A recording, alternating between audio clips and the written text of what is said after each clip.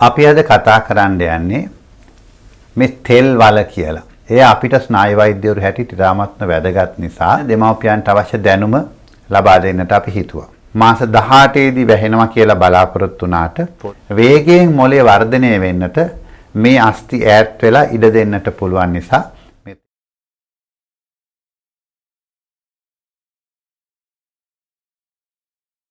අපි අද කතා කරන්න යන්නේ මේ තෙල් වල කියලා.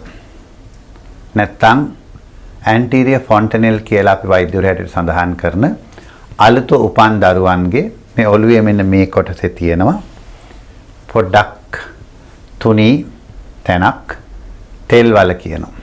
නැත්තම් මම ඉස්සෙල්ලා කිව්වා වගේ anterior fontanelle කියලා තමයි අපි කියන්නේ. ඒ අපිට ස්නායු වෛද්‍යවරු හැටියට ඉතාමත්ම වැදගත් නිසා ඒ ගැන දෙමව්පියන්ට අවශ්‍ය දැනුම ලබා දෙන්නට අපි හිතුවා. මේ තෙල් වල කියන දේ තියෙන්නේ දැන් අපි දන්නවා ස්කබලේ අස්ථි වල මේ ඉස්සරහින් තියෙන ෆ්‍රන්ටල් බෝන් කියලා. ඒ ෆ්‍රන්ටල් බෝන් නැත්තම් ෆ්‍රන්ටල් අස්ථිය ඒක තුනී පටලයක් වගේ තියෙන අස්ථිය. ඒ දෙක අතර තියෙන මෙටෝපික් ස්විච් කියලා නැත්තම් තන්තුමය සංදියක් කියලා තමයි ඒක සඳහන් කරන්න පුළුවන්. ඒ වගේම තමයි ඒක පිටිපස්සට යනකොට උඩට sagittal suture. එහෙම නැත්නම් sagittal තන්තුමේ සංදිය කියලා හඳුන්වන්න පුළුවන්. මොකද ඊට පිටිපස්සෙන් මේ frontal bone කියප එකට පිටිපස්සෙන් තියෙන අස්ථි දෙකට අපි කියන්නේ parietal bone කියලා. එතකොට ඒ frontal bone එකයි මම ඉස්සෙල්ලා කිව්ව parietal bone එකයි අතර තියෙන සංදියට නැත්නම් තන්තුමේ සංදිය නැත්නම් suture එකට අපි කියනවා coronal suture කියලා. ඒතර පැහැදිලි මෙතන අස්ථි හතරක් frontal bone දෙකයි parietal bone දෙකයි ඒකේ මේ ඉස්සරහින් ඉඳලා metopic suture එකයි ඊට පස්සේ sagittal suture එකයි දෙපැත්තේ coronal suture එකයි අන්නේ හතර අතරමැද අපි කියමුකෝ පුංචි වලක් වාගේ දෙකඩිත්තක් වාගේ සාමාන්‍යයෙන් සෙන්ටිමීටර් 1ක් 3ක් අතර ප්‍රමාණයක අපි අත තිබ්බහම ඉතාමත් මෘදුව දැනෙන අපි අර ඉංග්‍රීසියෙන් කියන membranous ඒ කියන්නේ තුනී සිවියක දැනුම තියෙන යම් ප්‍රමාණයකට පොඩ්ඩක් ගැස්ම තියෙන අපි ඉංග්‍රීසියෙන් කියනවා පල්සටයිල් කියලා. අන්නේ ගැස්ම තියෙන තැනකට තමයි අපි මේ කියන්නේ මේ තෙල් වල කියලා.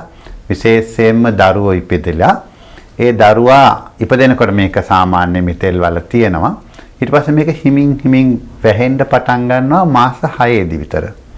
දල වශයෙන් මාස 18 දී වැහෙනවා කියලා බලාපොරොත්තු වුණාට පොදුවේ මාස 13ත් 14ත් පරාසයේදී තමයි මේක වැහෙන්නට පුළුවන්. සමහර විට සලකනවා මාස 9ත් 18ත් අතර කාල පරිච්ඡේදෙදී වැහෙයි කියලා.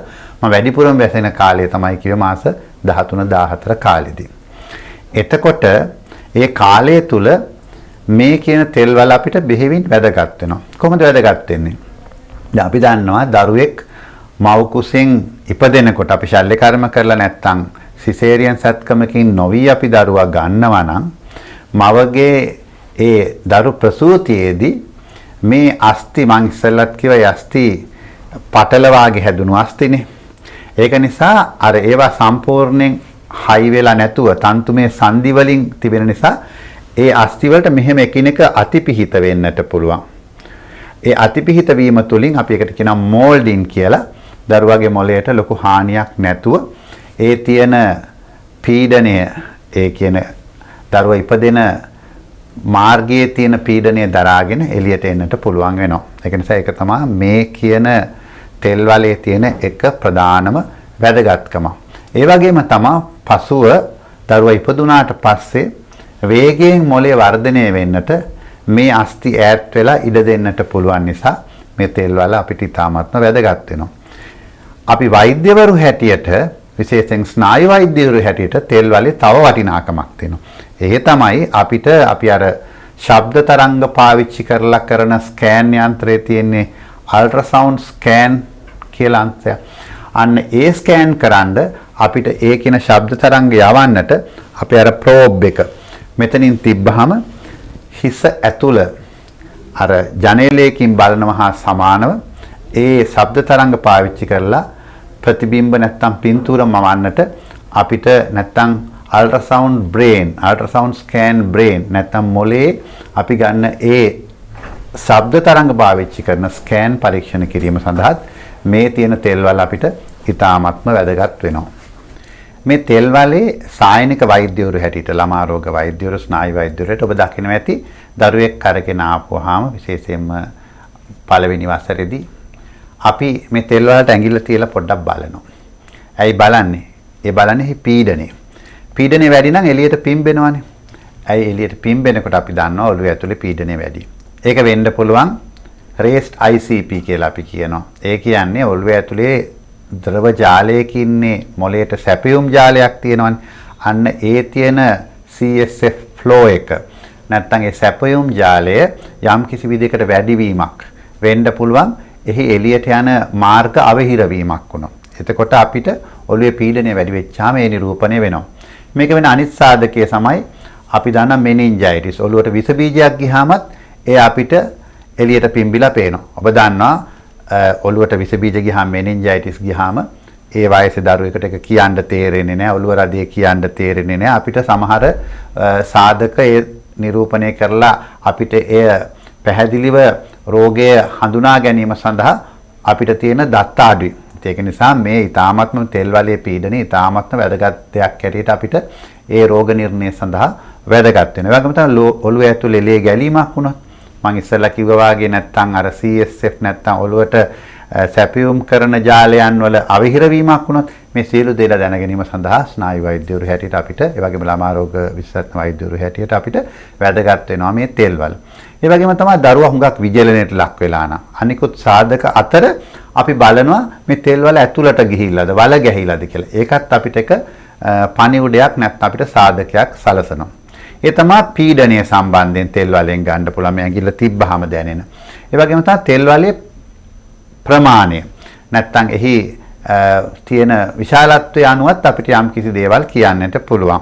දැන් අපි මම ඉස්සෙල්ලත් කිව්වා සෙන්ටිමීටර 1ක් 3ක් ඒ කියන්නේ මිලිමීටර 30ක් විතර යනකන් තමයි මේ තෙල් වලේ ප්‍රමාණය සාමාන්‍යයෙන් දරුවෙක්ගේ තියෙන්නේ. ඊට වඩා ලොකුවට තියෙනවා නම් අපි බලනවා මේ දරුවා අඩු මාසෙන් ඉපදිච්ච කෙනෙක්වත්ද කියලා. ඒක එක සාධකයක් වෙන්න පුළුවන්. ඒ වගේම තමයි හයිපෝथायරොයිඩිසම් තයිරොයිඩ් ග්‍රන්ථියේ ක්‍රියාකාරීත්වය අඩු වෙච්චාම අපි TSH කියන පරීක්ෂණයෙන් මනින්නේ.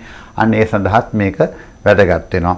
ඒ වගේම තමයි රිකට්ස් කියන රෝගය. අපි දන්නවා අස්ථිවල දුර්වල වෙන රෝගයක් තියෙනවානේ රිකට්ස් කියලා. ඒටත් මෙය යම් කිසි විදිහක දායකත්වයක් අපිට සලසනවා. මෙහි තියෙන්නේ රිකට්ස්ද කියලා. ඒ වගේම තමයි අපි අර ඩවුන් සින්ඩ්‍රෝම් එහෙම නැත්නම් ට්‍රයිසොමි 21 කියන රෝගයෙන් ඒ තියෙන දරුවන්ගෙත් මේ තෙල් වල යම් කිසි විදිහක ලොකු තැනකට නැත්නම් ප්‍රමාණයෙන් ලොකු වෙනවා. ඒ වගේම තමයි සමහරවල්ලාට දෙමාපිය ඉක්මනට අරන්ගෙනව තෙල් වල පොඩි කියලා. ඒකත් වැදගත් සාධකයක්. මයික්‍රෝකෙෆලි ඔළුවේ තියෙන ඕනේ ප්‍රමාණයට වඩා පොඩි නම් ඒ තෙල් වල පොඩියට තියෙනවා. ඒ වගේම තමයි ක්‍රේනියෝසිනොස්ටෝසිස් කියලා අපි කියනවා. ඒ කියන්නේ මම අර ඉස්සෙල්ලා කියවනේ සූචර්ස් එහෙම නැත්නම් තන්තුමය සංදි තියෙන ඔළුවේ කියලා. ඒ සංදි අපි බලාපොරොත්තු වෙන කාලයට කලින් පෑහුනොත් මොකද වෙන්නේ? ඔළුවට ලොකු වෙන්න බැරි වෙනවා. එතකොට මොළේ වර්ධනය වෙන්න බැරි වෙනවා. එතකොට ස්නායු ශල්‍ය වෛද්‍යවරු ඒ සඳහා අවශ්‍ය කරන ශල්‍ය කර්ම කරනවා. අන්න ඒ තත්වයට කියන්නේ ක්‍රේනියෝසිනොස්ටෝසිස්. ඒ කියන්නේ අපි බලාපොරොත්තු වෙන කාලයට කලින් ඔළුවේ තියෙන මේ අස්ථි එකිනෙක පෑහීමකට ලක් වෙලා ඔළුව ලොකු වෙන්න ඉඩ නොදෙන තත්වයේ තිබීම. ඒ අපි ස්කෑන් පරීක්ෂණ මගින් පරීක්ෂා කරලා තමයි කටයුතු කරන්නේ. මෙන්න මේ ගැන දැනගන්නටත් මේ තෙල් වල පුංචියට පිහිටීම අපිට ඉතාමත්ම වැදගත් වෙනවා. ඒ වගේම තමයි අපිට මං ඉස්සෙල්ලා කිව්වා වගේ අල්ට්‍රාසවුන්ඩ් ස්කෑන් පරීක්ෂණ කිරීම කරන්නට පුළුවන් නිසා මේ තෙල් වල පාවිච්චි කළ විවෘතව තියෙන තාක්කල් ඒ ජනේලයකින් බලන වගේ ප්‍රෝබ් එක තිබ්බහම අපිට ඔළුවේ ඇතුලේ ලේ ගැලීමක් තියෙනවද? ඒ වගේම තමයි අර මං ඉස්සෙල්ලා කිව්ව සැපියුම් ජාලය. ඒකට අපි කියන්නේ වෙන්ට්‍රිකල්ස් කියලා. ඒ ගැන ඒ වගේම වෙන්ට්‍රිකල්ස් දෙපැත්ත පෙරිවෙන්ට්‍රිකියුලර් ඒරියා එක. ඒ බලන්නටත් පුළුවන්. ඒ වගේම තමයි සමහරලාට ඊටමත් පැහැදිලිව පෙනෙන ඔළුවේ මොළයේ තියෙන ආබාධ. ඒ කියන්නේ සංජානනමේ උපතින් වෙන ආබාධ හෝ ඊට පසු වෙන ආබාධ තියෙනවනම් යම් කිසි දුරකට ඒ කියන්නේ අපිට තියෙන MRI සහ CT පරීක්ෂණ ඒ ස්කෑන් යන්ත්‍ර තරම්ම සුපරීක්ෂාකාරී තත්වයට නොවුනත් යම් කිසි ඒ පිළිබඳ දැක්මක් අපිට ගන්නට මේ අල්ට්‍රාසවුන්ඩ් ස්කෑන් පරීක්ෂණය ප්‍රයෝජනවත් වෙනවා. ඒ අනුව ඔබට තේරෙනවා දරුවෙකුගේ තෙල් වල කියන මේ තැන අපිට ස්නායු වෛද්‍යවරු හැටියට කතරම්ම වැදගත්ද කියන කාරණේ.